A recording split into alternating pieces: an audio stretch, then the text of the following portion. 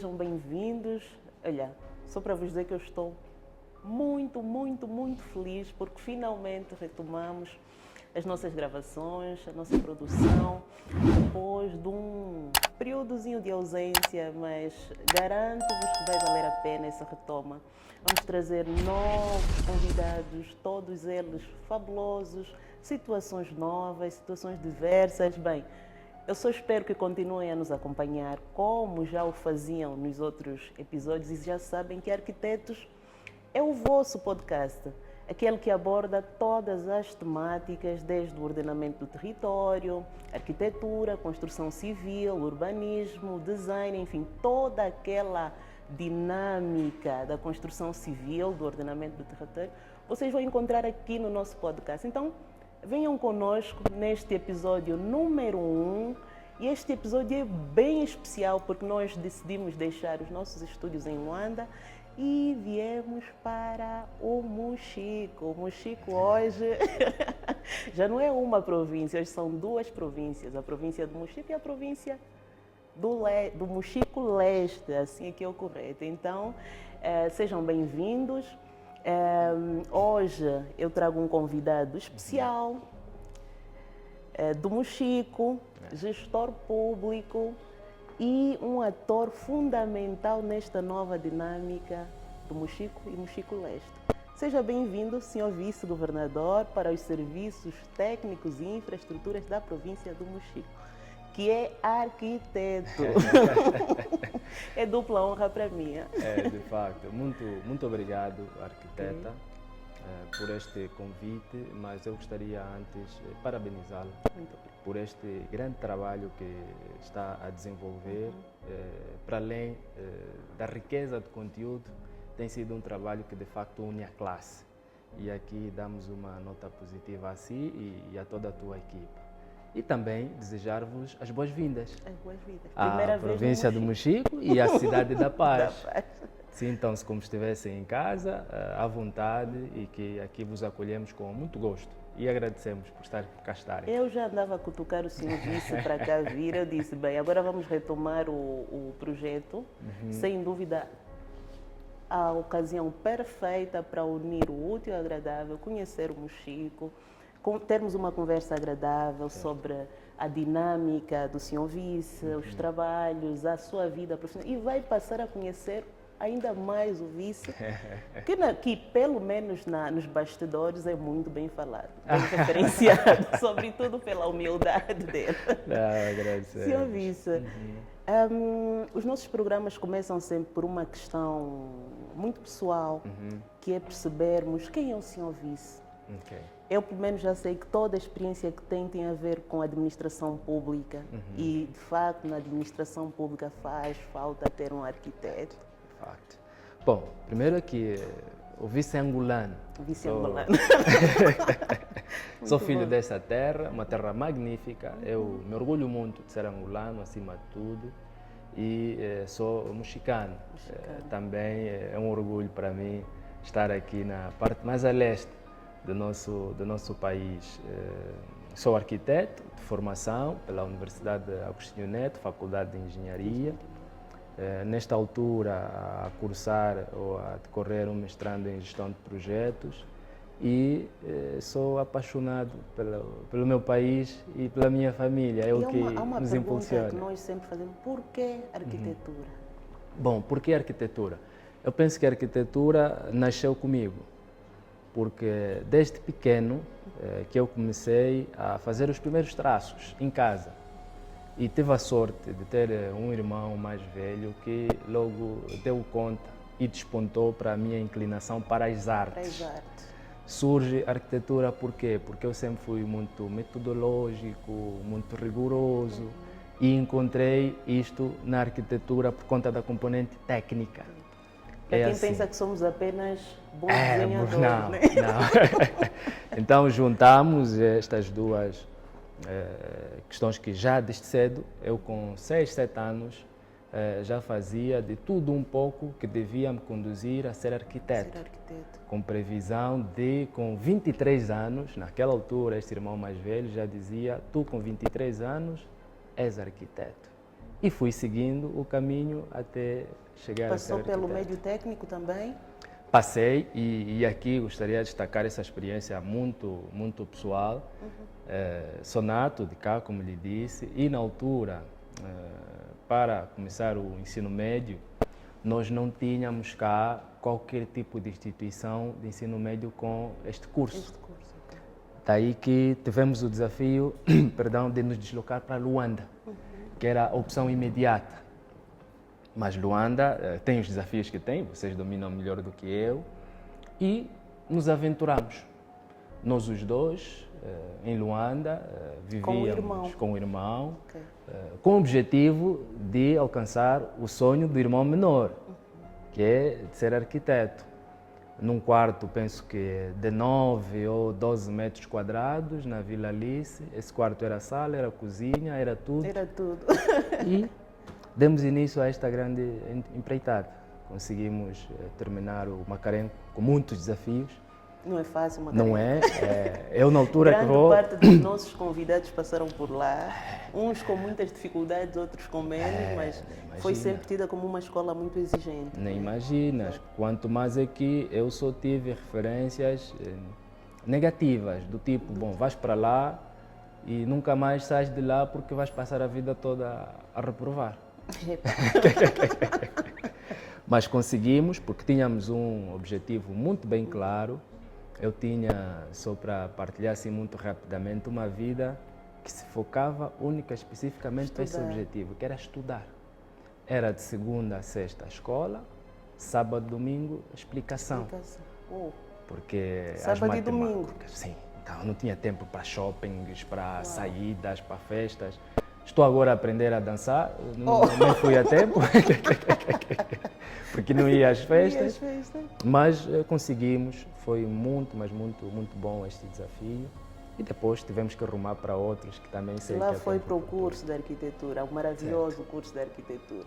E lá, aos 23 anos, fechou a formação. Fechei a formação, mas ainda tive muitos constrangimentos neste espaço. Saio do Macarenco e o desafio era entrar para Agostinho Neto, por conta de que, bom, eu sou uma família humilde, os pais, o meu pai tinha sob sua gestão mais de 5 famílias, ou um pouquinho mais do que isso, é um pouco da característica aqui local. A nossa característica também, pois, né? então, um bocadinho o país, aquele que sobressair, carrega consigo toda a responsabilidade familiar. Né? E nós, tendo em consideração todos esses aspectos, sempre primamos em otimizar o máximo de recursos que eram colocados à nossa disposição.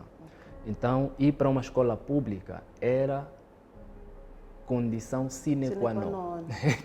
Não havia cá colégio, universidade privada. Não. E aí, você já tinha mesmo que se matar ali. Assim mesmo. Para conseguir concluir ou entrar na universidade pública, na faculdade pública. Assim mesmo. E vou para a faculdade de engenharia na fase muito crucial.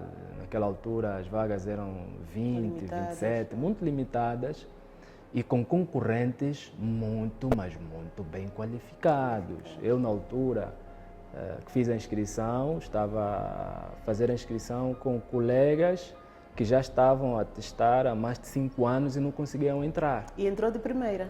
Eu entrei de primeira. Uau! Sem ter feito o curso preparatório. Sem uma preparação assim muito específica e metodológica, como normalmente tem sido. Mas como é que foi? É bem curioso.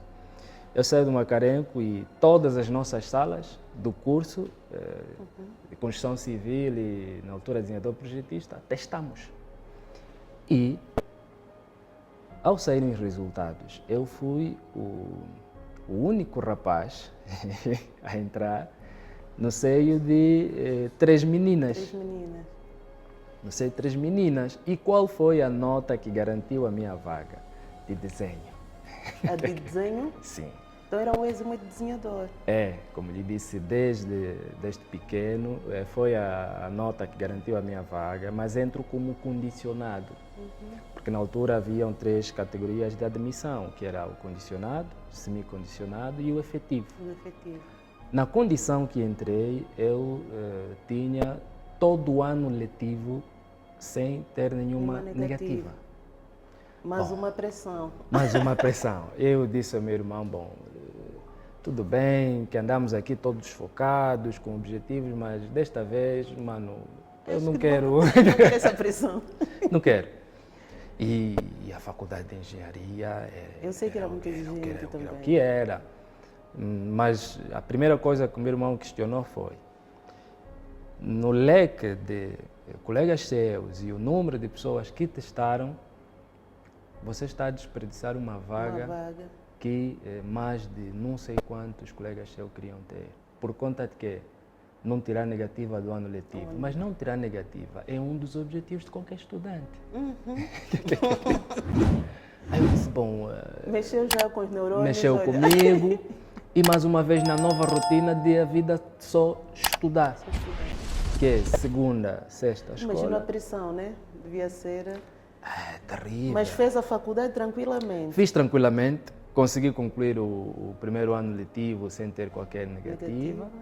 E seguimos com todas as outras dificuldades. Também sem nenhuma negativa. Só não deixei cadeiras em atraso. Isso também era um dos principais objetivos por conta de que fator? É que na faculdade de engenharia nós tínhamos cadeiras que se deixavas uma, tu tinhas automaticamente um ano a mais na universidade. Quanto mais é que eu terminei com colegas que já estavam há 15, 10 anos. Da arquitetura? Da arquitetura. Bem, decanos já. Decanos, mas nós conseguimos, no intervalo dos 5 anos que estavam previstos, concluir tudo por conta deste foco. Sim, e a vida profissional, depois dali? Porque, pelo menos, o país, na altura, quando entra como vice-governador, foi dos vices mais novos. Sim. Nos orgulhou a todos nós, sim, arquitetos, jovens. E mais uma vez, só colocado, como lhe disse, eu estou em desafios constantes. Eu saio da universidade diretamente para a função pública, contra todos os meus desejos, porque eu quis estar a acompanhar grandes obras, ateliês. A fazer aí grandes obras como Calatrava. Sim, na altura nós estávamos... na altura nós estávamos a ilusão de todo arquiteto. Todo arquiteto, aquela magia toda, a imaginação. E nós estávamos na altura a fazer um estágio, a construção que passa a publicidade, Shopping Avenida, nós a ver os desafios que tínhamos para fazer 3 pisos negativos, não sei quantos acima. Eu disse, bom, essa é a vida que eu quero. Mas algo falou mais alto, fui pressionado, no bom sentido, e saí da universidade. Pela família, né? Pela família. Eu tive a oportunidade de ter já uma conversa também com o vice Hilário. Ok. E também foi a mãe, ele disse, poxa, isso era emprego. Mas era mesmo assim. Foi o mesmo caso? Foi o mesmo caso, e eu tinha, porque meu pai infelizmente já não está entre nós, um pai muito presente, que acompanhou todos esses ciclos, todas essas experiências que eu acabei aqui de falar. E quando chega esta fase, ele, penso que já tinha, durante todos estes anos, também se preparado para este momento. Então disse assim, bom, não precisa se preocupar, venha, eu já... já preparei. Eu disse, sim, mas pai, não é isto que eu quero. Não, venha aqui, vamos... Eu tive um irmão, vai me chatear, que o meu pai pegou as malas dele, ele ficou em Luanda, mas as malas foram para o Vier. E até hoje está no Vier, trabalhando no Vier. Já viu. Foi um caso um bocadinho sem te fazer. Pois, eu venho para Mochico com o objetivo de ir para a função pública. Aqui já não tive opção, é função pública. Mas pus alguns condicionalismos ao meu pai. Disse sim, pai, eu vou assim contribuir para a minha província, para o meu país, mas eu quero continuar a ser efetivamente arquiteto. E fiz um plano, naquela altura eu nem sabia que era plano de negócio, só hoje é que vou vendo que afinal na altura eu já fiz um plano de negócio. E lá elenquei que elementos eu precisava em termos de equipamentos, em termos de alguma reserva gerante para montar um gabinete. Eu chego, monto efetivamente este gabinete, começo a fazer aquilo que eu realmente gosto e amo até hoje, mas associado a isto estava a dar esse contributo na função pública. Que rapidamente disparou para vice. E há quem diga não, foi rápido demais. Será que foi rápido demais ou foi um conjunto de habilidades que tem como jovem, a dedicação que o levaram até aí? Bom, ali é onde eu tenho estado e sempre que tenho o privilégio, a oportunidade de poder partilhar essa minha experiência, eu faço com muito gosto. É muito mais para esses aspectos que fez referência. Eu não sou, e provavelmente nem deverei ser o melhor arquiteto do Mochico, nem da Angola, nem na altura o mais jovem arquiteto que podia ser vice-governador. Mas algo pesou mais, que é o compromisso, a dedicação, a entrega e a vontade de querer fazer as coisas acontecerem. Ou seja, já estou mesmo na chuva, tenho que... Vou rebolar, vou molhar. Mas eu tenho que fazer bem. Tenho que fazer bem. E esse sempre foi o nosso ponto de foco, que onde vamos temos que fazer bem. Então eu fui para a função pública para fazer bem. E comecei como estagiário. Na altura, eu estagiário era o primeiro a chegar e o último a sair. Solicitam-me algo para 2 dias, eu entrego em menos de 24 horas. As habilidades da arquitetura e que são muito transversais, porque no início eu não fazia trabalho de arquitetura, não fazia. Mas essa transversalidade da nossa área de formação, e que muito admiro, e hoje eu, com muito respeito, bato venho aos professores que tive, aos colegas, a essa relação, a nossa partilha de conhecimento, porque realmente nos torna homens para tudo. Paus para toda a obra. Tudo. Como estagiário, nesta dinâmica, imediatamente, na altura, a diretora, também arquiteta e jovem, fez de quase tudo para que eu saísse da condição de estagiário a efetivo, porque eu, na altura, estava a ser mais útil do que muitos que já lá estavam há 20, 15 anos de trabalho. E eu, não, estamos aqui, as coisas vão acontecer, mas depois vou a coordenador ou chefe de uma secção. E não foi secção técnica, foi secção de recursos humanos. De recursos humanos, uau, um arquiteto em recursos humanos. Eu disse, bom, arquiteta, tudo bem, na altura a diretora, que eu precisava de ser efetivo, mas não recursos humanos. Está bem que nós lidamos com pessoas, né? E mais uma vez, bom, estou nos recursos humanos, eu tenho que fazer bem. Fazer bem. E lá comecei a ver de recursos humanos, o que era, o que não era, mas continuava a prestar todo o apoio técnico, assessoria nas questões de domínio técnico. Mas eu não podia deixar de ser um bom chefe de secção de recursos humanos. Comecei a ver a legislação, eu comecei inclusive a fazer sessões de palestras no gabinete da legislação, porque os colegas não sabiam quando é que é falta, quando é que é descontado, quando é que não conheciam a pauta deontológica. Eu depois me questionei, mas bom, eu sou arquiteto, onde é que está a sair? Bom, o mais difícil nós fazemos tirar da cabeça um edifício.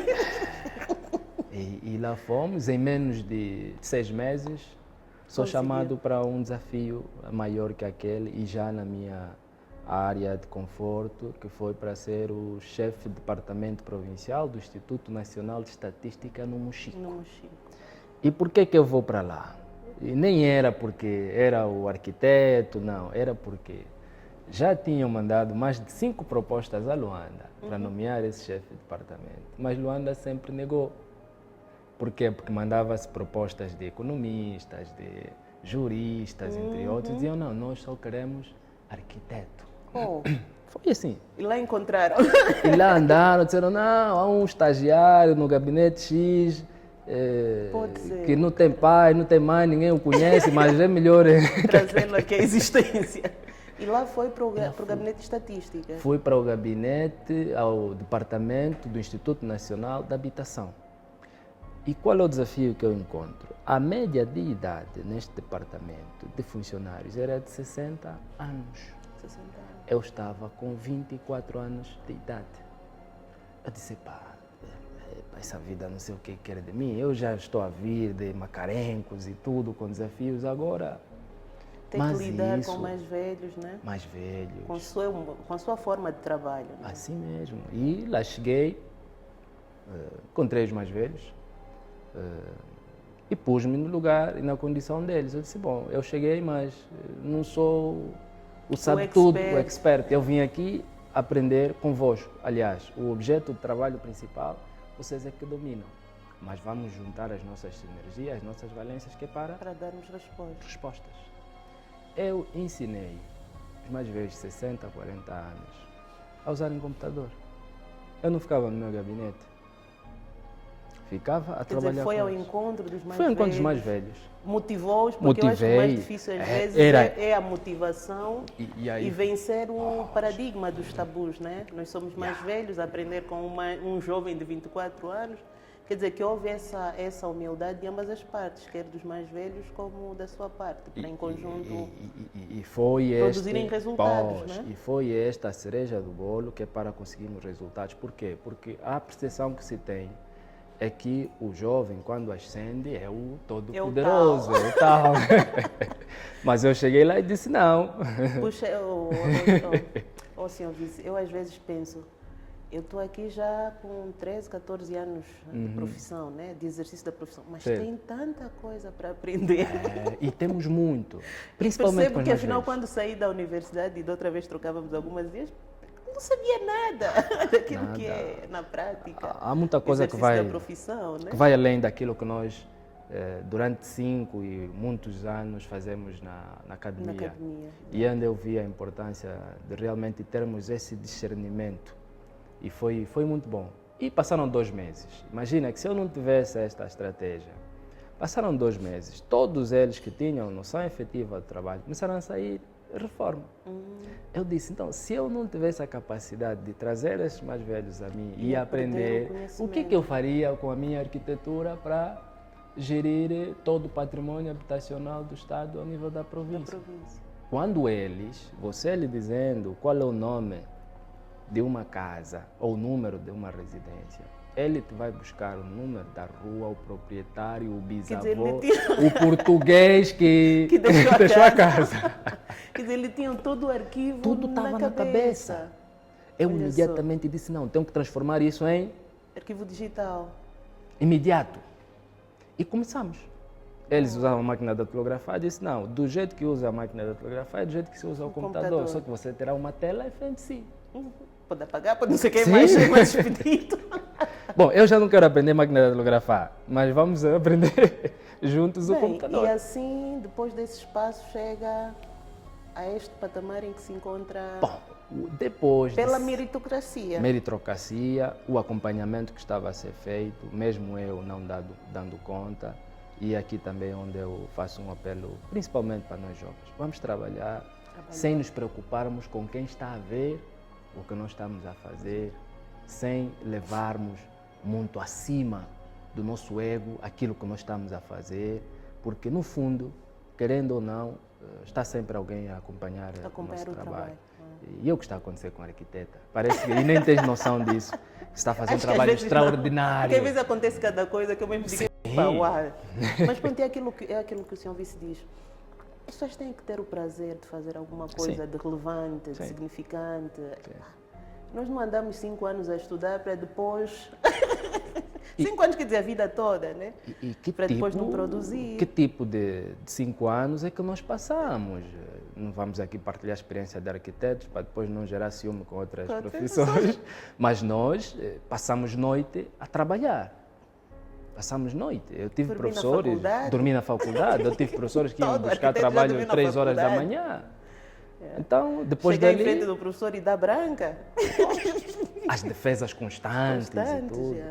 Então... Bem, como vem, o senhor vice não caiu de paraquedas, né? Isso, nós às vezes construímos a falsa ideia de que as coisas acontecem do nada. E esse nosso programa, esse nosso projeto Arquitetos também é para desmistificar alguns preconceitos, alguns tabus e, sobretudo, provocar aqui nas nossas cabeças, quem nos acompanha, quem nos assiste, essa revolução de pensar que entre o plantar e o colher há ao tempo, há procedimentos, há processos, tudo. há entrega, há uma série de coisas que às vezes nem estão visíveis. Né?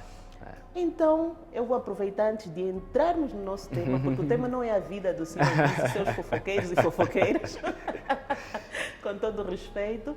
O nosso foco é falar aqui de um tema, mas antes vocês veem que eu estou muito elegante, né? Ai, de facto, esqueci-me com todo o respeito. É de uma nossa patrocinadora, que é a NART, que doravante vai passar a fazer coisas muito interessantes para mim. Uau. Quem quiser depois pode ir lá e seguir. Uau. É produção nacional. Vamos dar força a isto, que nós precisamos que o nosso país, os nossos empresários, as nossas indústrias deem aí os seus passos. E estamos abertos a outros patrocinadores. Né? Eu quero aqui promover também produtos da construção civil. Né? Portanto, o nosso tema é um tema controverso, mediático, que reúne pessoas contra, pessoas a favor, mas que tem a particularidade de que o tempo é que vai determinar o sucesso deste tema.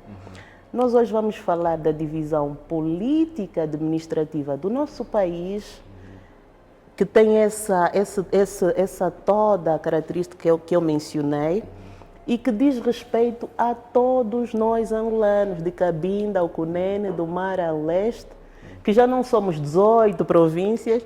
Houve aquele meme daquelas viaturas que já não vão ser 18 províncias, vão ser 21 províncias. Então é um tema relevante. Eu espero ter oportunidades de abordá-lo mais vezes com outros especialistas, mas aqui hoje nós vamos abordar especificamente o caso da província do Mochico, os desafios, as vantagens, as contribuições e perceber um bocadinho mais aqui no Mochico como é que nós vamos promover o desenvolvimento sustentável agora com esta divisão da província, desde questões da economia, ordenamento do território, a cultura local. Senhor Vice, o que acham deste tema? Tão jovem, vai fazer parte do momento histórico. Bom, mais uma vez, fruto daquilo que tem sido até agora o nosso percurso, estamos diante deste desafio. É um desafio que tenho o privilégio de acompanhar desde a sua gênese e agora já muito próximo da execução, porque a lei já foi promulgada. Está promulgada. Que é a Lei 14/25 de 5 de setembro. Fixem essa lei. Já está lá todas as províncias de Angola, todos os municípios. São 21 províncias, 326 municípios, 378 comunas. Aparentemente o país cresceu. Aparentemente, e aqui eu acho que a utilização efetiva, que às vezes também o que nos complica é só o português. O português. E era bom esclarecer aqui a nossa comunidade o que é essa questão da divisão. A questão da divisão. Primeiro, agradeço por terem tomado essa iniciativa de falar de um tema como este numa das unidades territoriais que vai ser alvo deste processo. Isso é um bom sinal da vossa preocupação com a verdade dos factos e a constatação daquilo que se pretende.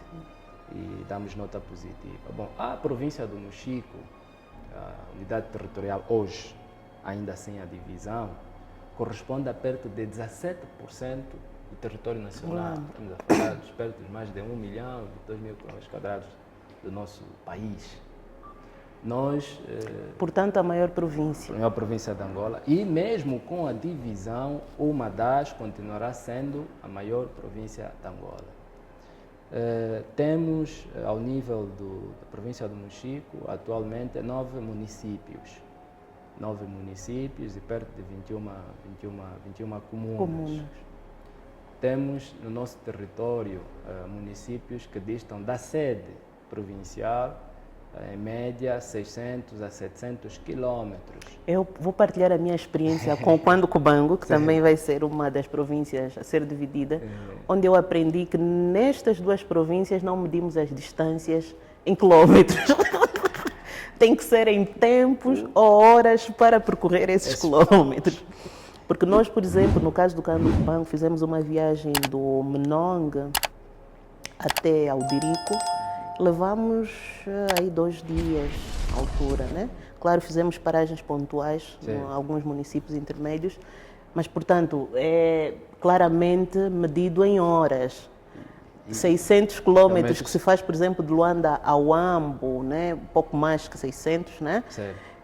Que se fazem em 8 horas, em média. Aqui 600 quilômetros se fazem em quantas horas? É ali onde eu quero chegar e é ali onde eu disse que é uma questão não só de conceitos, é uma questão de prática. De prática. A divisão política administrativa, no essencial, visa aproximar os serviços da administração local do Estado ao cidadão. Ao cidadão. Então, você tem essas especificidades que, a maior parte das vezes, o que se questiona é se tivéssemos infraestruturas, talvez teríamos eficiência. Não, não se coloca por conta destes aspectos que estamos aqui a dizer. Continuará sendo distante sair de uma sede capital de província para uma sede de município. Percorrer mais 600 quilômetros. E em alguns casos, muito mais, porque o município não é a última unidade territorial na nossa organização.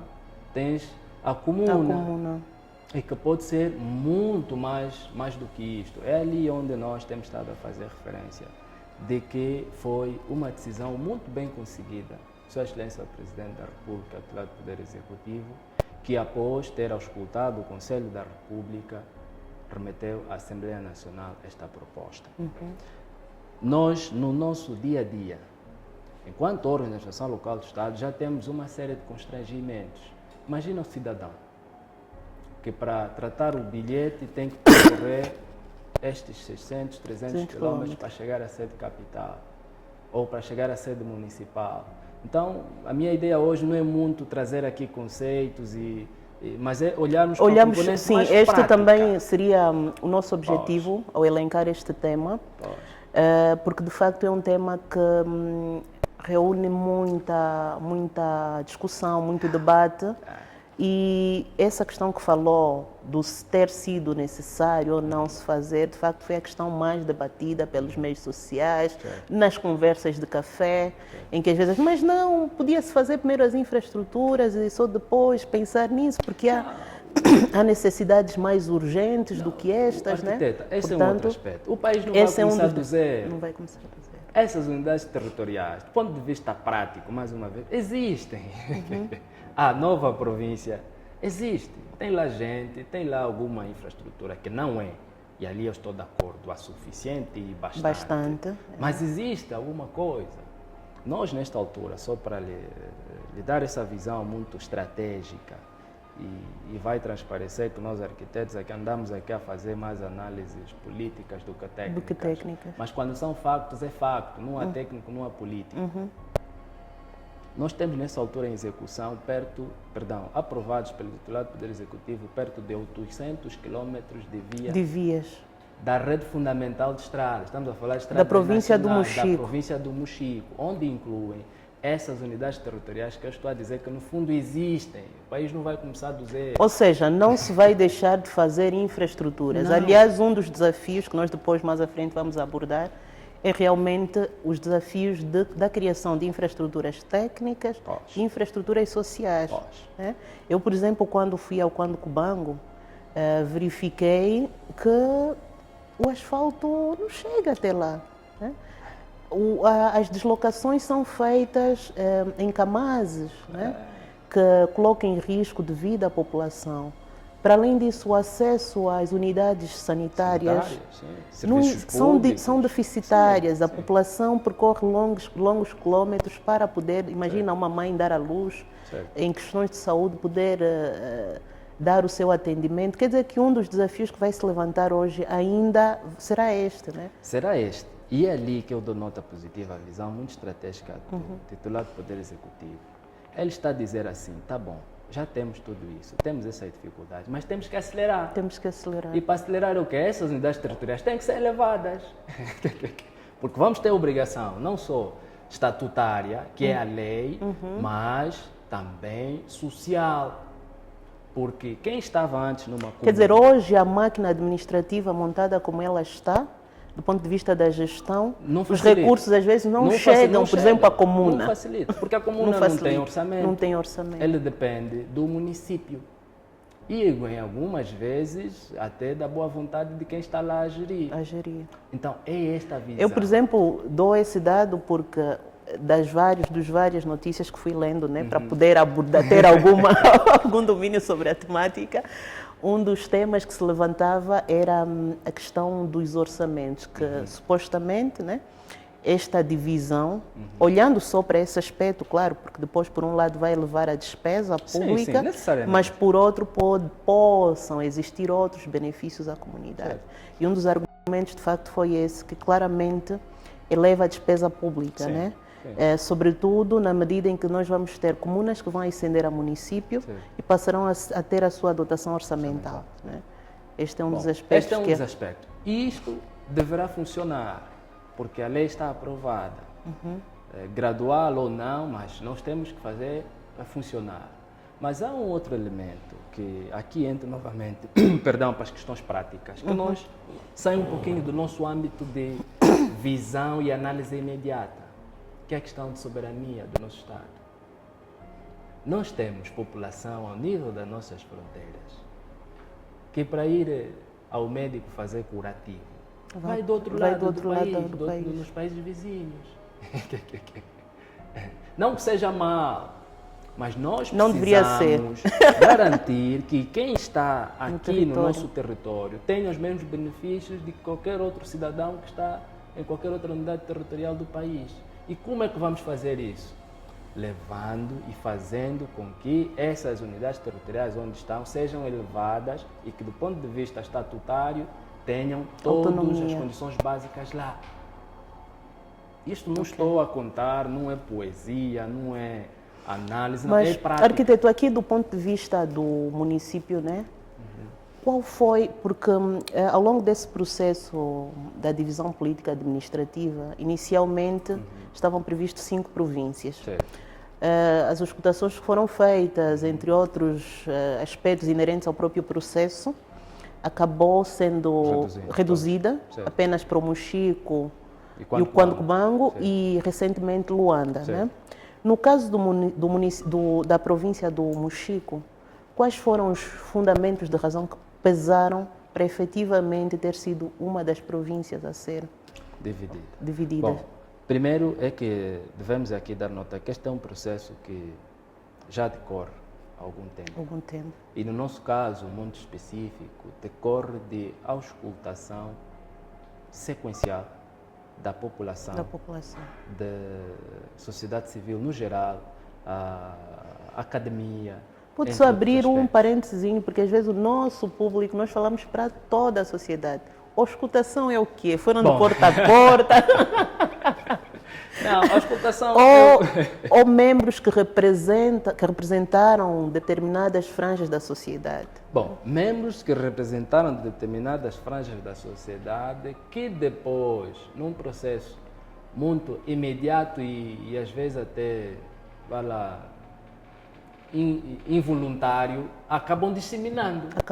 Porque não tem como nós reunirmos com mais de 3, 5 milhões de pessoas. Ou estamos em 900 mil, né? Sim. No caso, em torno de 900 mil habitantes do Mochico. E são essas questões práticas que nós às vezes queremos muito poetizar. E não é bem este o sentido da abordagem.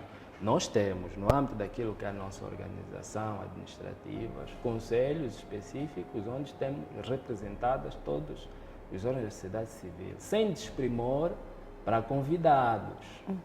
Quanto mais é que em algumas sessões nós trouxemos aqui convidados.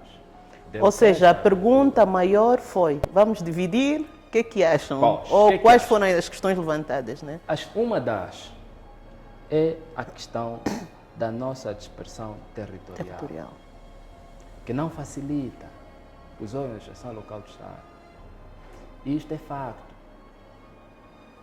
Isto é um facto. Agora, se nós quisermos deslocarmos e tivermos uma ocorrência urgente na sede do município, da comuna do Tempoé, nós temos que fazer... Não sei onde fica, mas poderei conhecer. Agora com a divisão. No histórico município dos Luchazes, Dos Luchazes. Cangamba, a histórica, deve conhecer a Batalha de Cangamba, e tem uma comuna do Tembué. Do Tembué. Nós tínhamos que percorrer 2 dias de viagens. Como é que você vai resolver o problema do povo lá? Então, é isto que o titular do Poder Executivo disse. Temos que aproximar, mas aproximar não é só essa percepção muito teórica. Poética. Não, é mesmo dizer, bom, saiam de onde estão e instalem-se também lá.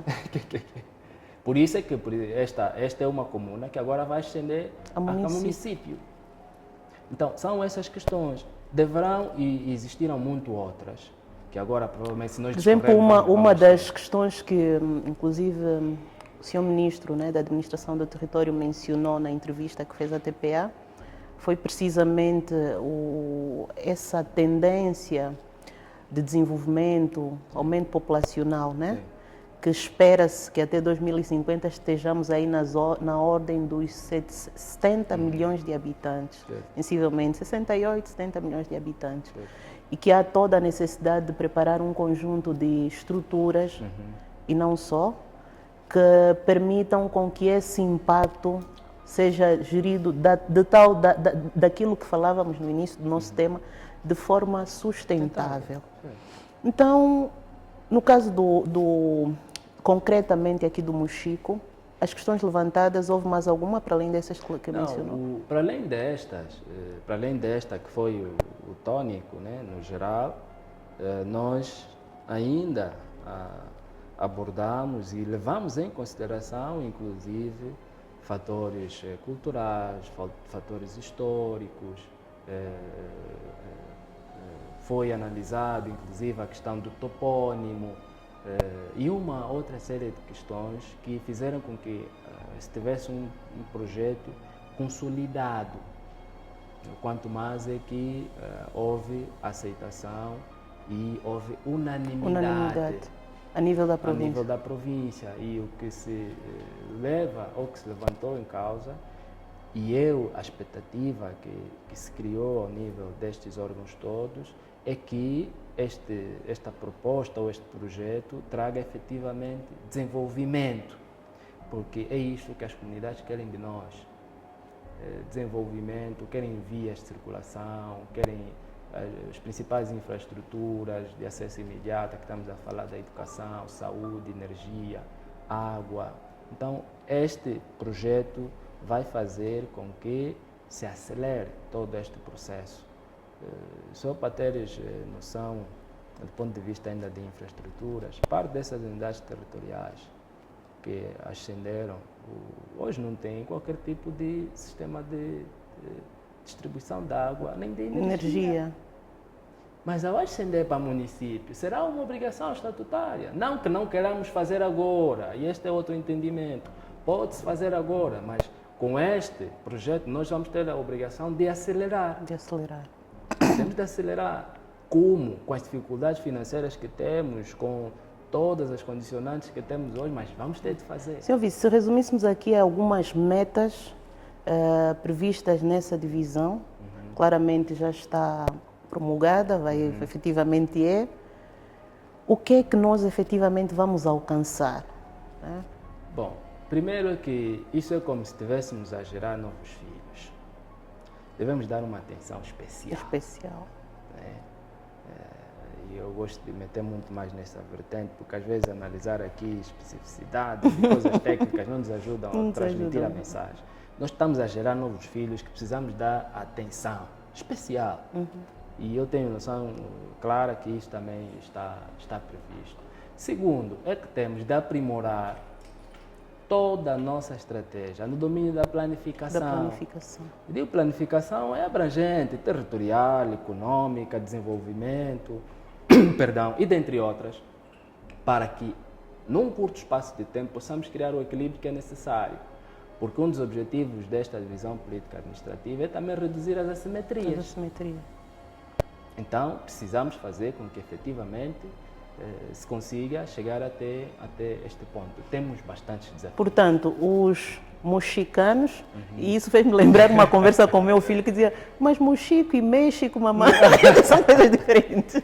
Portanto, os mochicanos vão seguramente com esta divisão ter melhores infraestruturas, Sim. melhores escolas, né?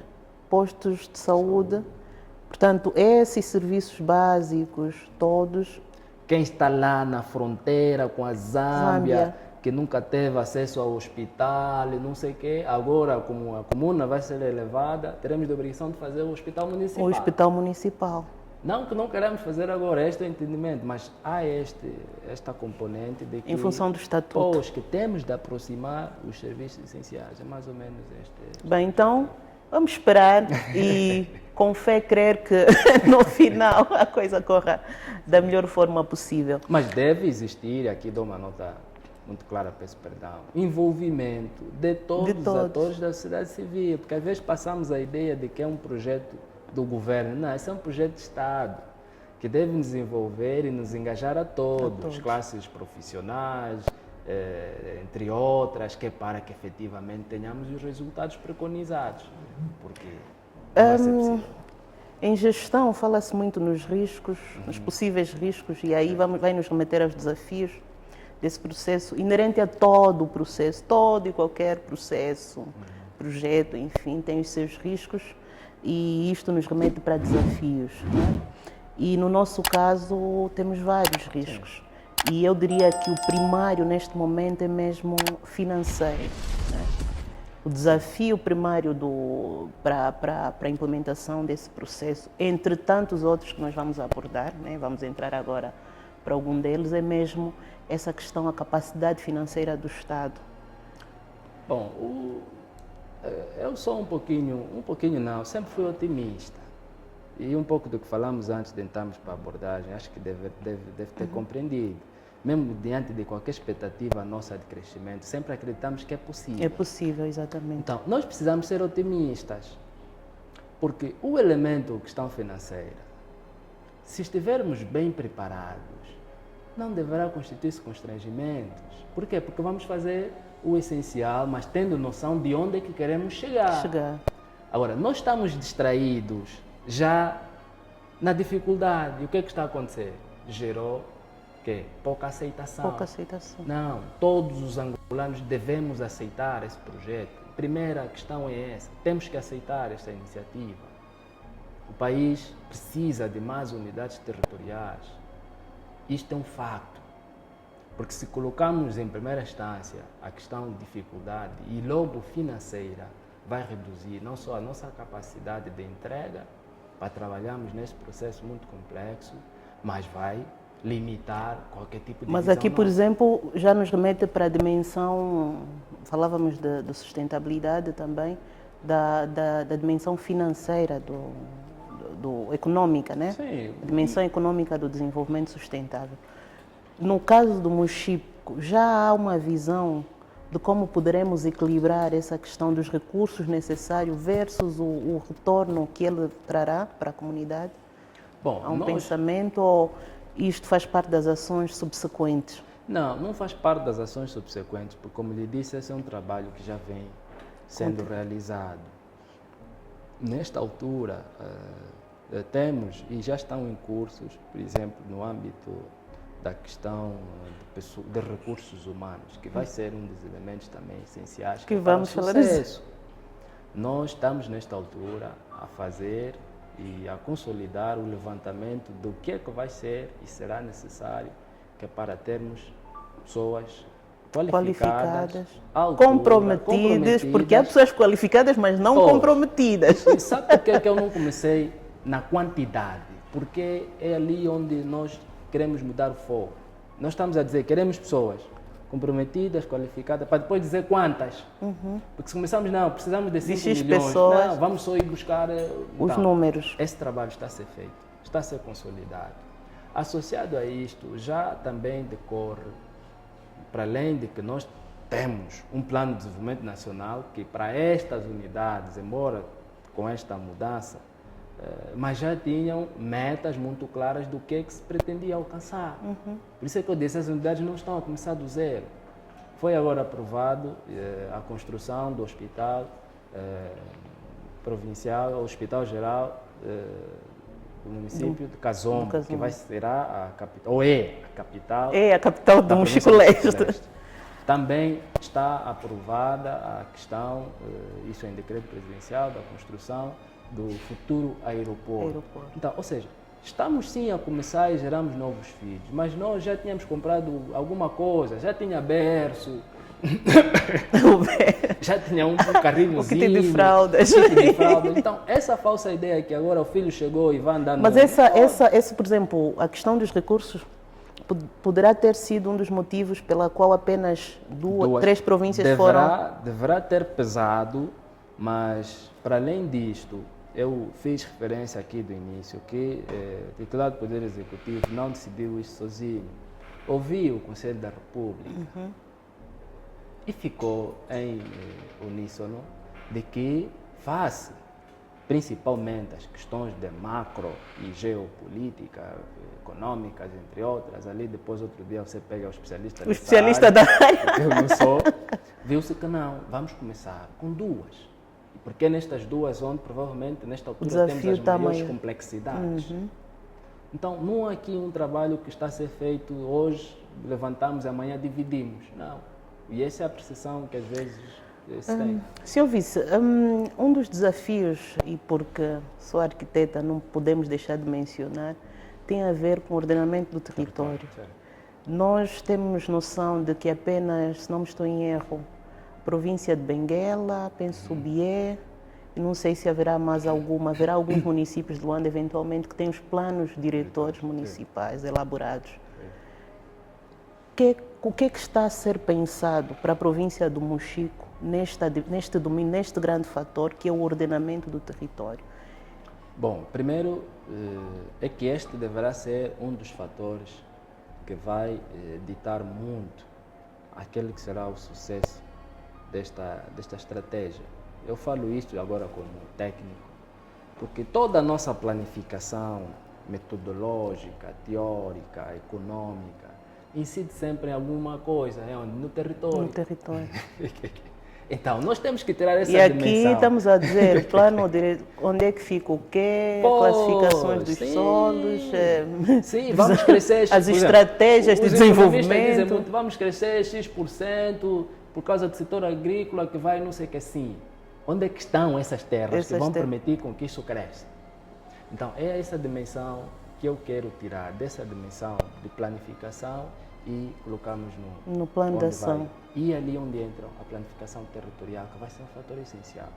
E sobre isto, nós, mesmo muito antes da aprovação da lei, ainda a fase de estudo, por iniciativa de Sua Excelência o Governador Provincial, Dr. Ernesto Mangala, foi criada uma comissão que é para o acompanhamento e a elaboração de planos urbanísticos das unidades territoriais que vão ascender. Ou seja, a comuna do Lucus, que vai ascender a município, nós precisamos ter já o plano urbanístico, porque quando nos questionarem onde é que vai ficar o hospital municipal, nós temos que ter capacidade de dizer. Sim, e isto também porque os planos diretores têm o seu tempo, têm a complexidade, o tempo que exige. Pois. E ali nós dissemos assim, tudo bem, vamos sim precisar dos planos diretores. E deverão ser feitos, inclusive o Ministério está a trabalhar. Até deverão ser feitos porque na realidade estamos atrasados. O país não pode continuar a avançar sem estas ferramentas estratégicas, né? E nós, como disse, estamos a trabalhar nisto, temos essa competência de coordenar esse grupo de trabalho. Até agora já temos elaborado todos os termos de referência dessas unidades territoriais que vão ascender. Queremos contar com o envolvimento de todos e aqui faço o convite para a classe de arquitetos, engenheiros, as ordens, porque fica a percepção de que esse é um trabalho do governo. Não, o governo precisa destes parceiros, deste envolvimento, que é para que possamos trabalhar de facto como angolanos e unidos. E estamos abertos, embora existam as estratégias do ponto de vista macro dos órgãos da administração central do Estado, mas nós já demos início a este processo porque temos noção que será um dos elementos essenciais. E o desafio dos equipamentos sociais, infraestruturas, como é que está a ser visto, como é que está a ser pensado? O senhor vice falou aí na questão de comunas que não têm abastecimento de água, não têm fornecimento de energia elétrica e também a ausência dos equipamentos sociais bases. Já existe um trabalho de planificação, de pensamento, em função das necessidades daquelas comunidades? Bom, este trabalho continua sendo consolidado e, mais uma vez, reitero, são unidades territoriais que já existiam. E parte de alguma estratégia nós temos no Plano de Desenvolvimento Nacional que metas específicas devemos ter para estas unidades, e quanto mais é que existem projetos específicos que é para resolver esses problemas. Aqui dou um exemplo prático.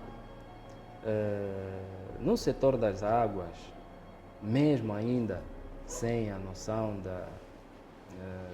da questão da divisão, entre outros aspectos, o setor tem neste momento em curso a construção em mais de 60 localidades, a construção de centros de produção de eletricidade, energia solar fotovoltaica. Okay. São os sistemas on-grid, eles dizem on-grid, porque estes vão estar associados a um banco de baterias, porque elas não vão estar na nossa rede nacional. E aqui, em trabalho conjunto com o setor, vimos que ali onde for colocada energia, automaticamente tem que ser colocada água. É assim que se fez essa revisão, esse projeto, e parte dessas unidades territoriais que vão ascender, muitas delas já têm estes projetos desenhados, aprovados, estão agora na segunda fase. Por exemplo, o município do Luau vai ganhar perto de 24 megawatts de corrente contínua, para uma demanda de 5 que eles têm, vai se gerar 24. Há um outro aspecto inovador neste projeto, é que vimos que não basta gerar energia, temos que distribuir. Que é sempre a maior dificuldade. Né? Então, incorporou-se em todos esses projetos, para além da produção, a incorporação, aqui passa o pleonasmo, de ligações domiciliares. E no Luau estamos a falar em beneficiar perto de mais de 9 mil habitantes, ou um pouco mais acima do que isto, numa primeira fase. Há comunas que estão no leque dessas 60, que vão beneficiar destes projetos, que nesta altura vão ascender. Bom, estes são projetos que eu digo que já estavam em curso, mas há esta análise que está sendo consolidada, onde nós vamos ditar, face às margens de crescimento, agora com a extensão a município, vai fazer o que é o fenômeno da atração de população para esses centros. Exatamente. Então, e fixação da população, temos que ver... Eu, por exemplo, enquanto arquiteta, né, eu sempre defendi que o problema dos grandes centros urbanos é realmente a ausência de condição nas províncias de origem. Sim. É preciso criarmos condições que permitam que as pessoas se fixem e deixem de olhar para províncias como Luanda, Benguela, se calhar a Huila também, as mais populosas, como pela busca, no fundo, da resposta às suas necessidades. Então, acho que esse é um desafio que esperemos nós que seja vencido, mas há aqui ainda um fator que também, nas minhas reflexões, acho que deve ser preocupante, que é a questão ambiental. Essas duas províncias, o Cuando-Cubango, pelas questões ligadas ao Kavango, né? Aquela bacia tão fundamental para a África, né? E parte desta bacia também abrange o Cuando-Cubango. Aliás, o Mochico. Né? Então, aqui é que eu coloco, o que é que está a ser visto sobre este desafio ambiental? Nós temos a fauna, temos a flora rica nessas duas províncias. Está-se a pensar alguns planos, alguns projetos que prevejam, por exemplo, a preservação dessas áreas? O que é que está a ser visto nesse domínio? Bom, numa visão macro, é necessário olharmos para estes aspectos todos. E eu vou voltar à questão prática e objetiva. esses aspectos todos, essa visão estratégica, todos nós as temos. Por exemplo, a questão do Okavango, a grande fonte de água que se chama Licima Lhamuno, que abastece toda a bacia do Okavango e até vai aí aos deltas e não sei o que, a nascente é aqui no Mochico. Então, todos esses aspectos nós conhecemos. Agora, precisamos de instrumentos práticos e objetivos que vão nos permitir com que faça a preservação. Né? E mais do que isto, mais do que preservar, porque você nestas zonas tem população que já vive desde a sua essência dos recursos desta riqueza. Então, há esta ideia de que, bom, agora ao preservar, essa gente tem que ver como virar-se para o autossustento. Aí onde eu digo não, temos que incluir esta população ao nível destes projetos. Eles vão preservar sim, mas tem que ter algum retorno daquilo que é a sua fonte de vida. E aí entra o quê? O turismo ou outras questões? Então, o setor do ambiente, que vai, do ponto de vista estratégico, definir qual é a visão do país com relação, e existe muita coisa ao nível desta matéria, mas nós, ao nível de todas as outras especialidades, devemos trabalhar nisso. Muito bem, espero que estejam aí a colher pelo menos a ter aqui um overview do que vai ser aqui Mochico e o Mochico Leste, e de resto é um grande desafio como jovem fazer parte deste processo, senhor vice. Bom, tem sido até agora um grande desafio. Eu fui fazer parte da história. Eu fui a vice-governador com 27 anos na altura, agora já estou na casa dos 30. E esse sentido de patriotismo, de otimismo, é que até agora tem estado a me fazer ainda ter a garra e a força necessária para dar esse contributo pelo meu país. E é, acima de tudo, neste sentido, porque eu podia estar em uma outra área, podia estar em outros desafios, mas esta vontade de olhar o país e dizer eu posso contribuir com alguma coisa é que me mantém até aqui agora com esta vontade. Esta vontade.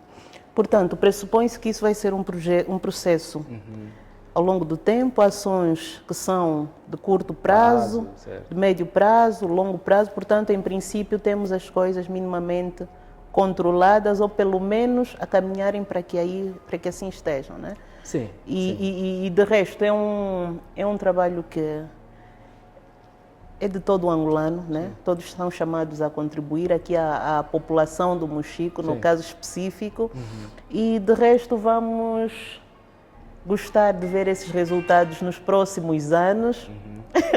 Eu particularmente espero estar cá ainda para vir fazer aqui um outro podcast para medirmos aquilo que foram as metas e os objetivos, se foram alcançados ou não, porque todo o processo carece dessa verificação. Todo o projeto carece de um período de reflexão, de avaliação do impacto, se foi o esperado, se não, de reajustes na rota, mas o facto é que é uma decisão que veio para ficar e certamente impacta todo o angolano. Senhor Vice, tem aqui um momento para deixar as suas últimas contribuições sobre o processo, sobre a vida, sobre a motivação de quem nos ouve? Bom, fica à vontade.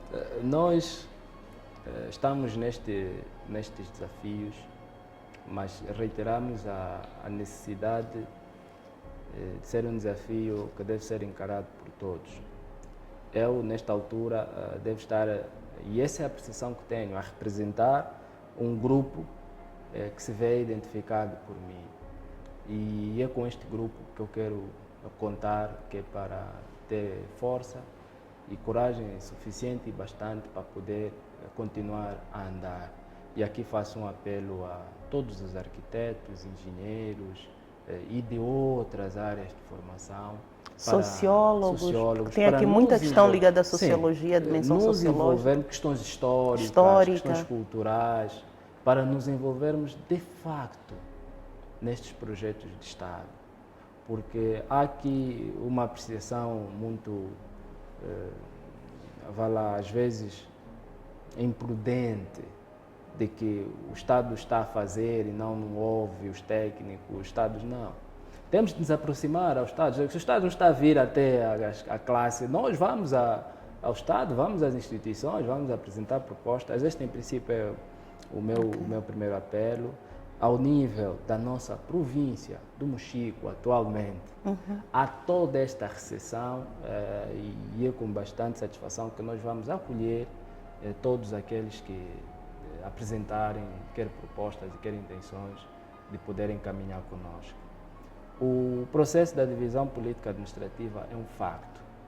Nós precisamos transformar o município na principal unidade de decisão e desenvolvimento do nosso país. Não obstante a isto, nós temos outros desafios no futuro. Nosso país é muito grande. Ainda o pessoal considera arriscado dizer que o nosso país é rico. O nosso país é rico, de fato. Riquíssimo. Nós não temos noção do país que temos. Então, esta ideia de país, de nação, deve estar acima de qualquer outra coisa. Então, este é o meu apelo. Aqui há espaço e suficiente. Quem quiser também deixar a confusão das grandes províncias, grandes centros urbanos. Continuaremos a ser... Podem vir povoar aí alguns municípios, né? Nós vamos continuar a ser os grandes. E aqui essa de povoar, estamos a falar da questão de incentivos também, para as populações voltarem para as suas terras natais. Deverão existir estes incentivos Tem que existir, na nossa estratégia e dentre outros, porque, como deve imaginar, não deverão existir quadros bastante suficientes só aqui para estes desafios todos.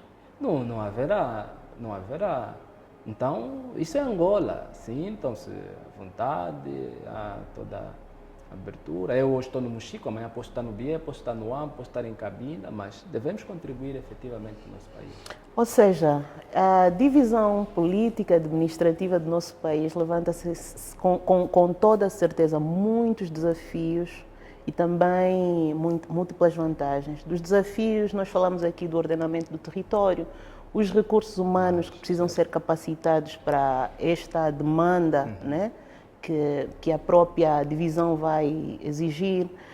Temos aqui desafios de infraestruturas, temos o desafio político, que não é o nosso foco, porque aqui arquitetos é técnico sobretudo, mas haverá também esse desafio político, fala-se de autarquias, fala-se de tantos outros aspectos que poderão ser debatidos também nesta perspectiva da divisão política administrativa. Então, eu quero agradecer ao governo provincial do Mochico, que acolheu esta ideia nossa de vir aqui no terreno, abordar com quem está, de facto, a materializar essa visão do Estado angolano. Então, eu queria agradecer ao senhor governador e, em particular, ao vice-governador por ter se predisposto a debater este assunto tão mediático, e não tem como não ser, porque diz respeito a todos os angolanos. No caso de Luanda, por exemplo, há quem diga, então agora já não sou luandês. Ainda tem o desafio de conformar os nossos BIs, né? Toda a máquina administrativa, portanto os desafios são tantos, as ações subsequentes também são tantas, e eu sou em crer que é um processo que deverá ser visto ao longo do tempo. Em 5 ou menos anos nós não conseguimos fechar este processo. É um processo que exige ações imediatas, de curto prazo, de médio prazo e de longo prazo. E o objetivo maior é que cada angolano veja neste belo país as suas necessidades realizadas.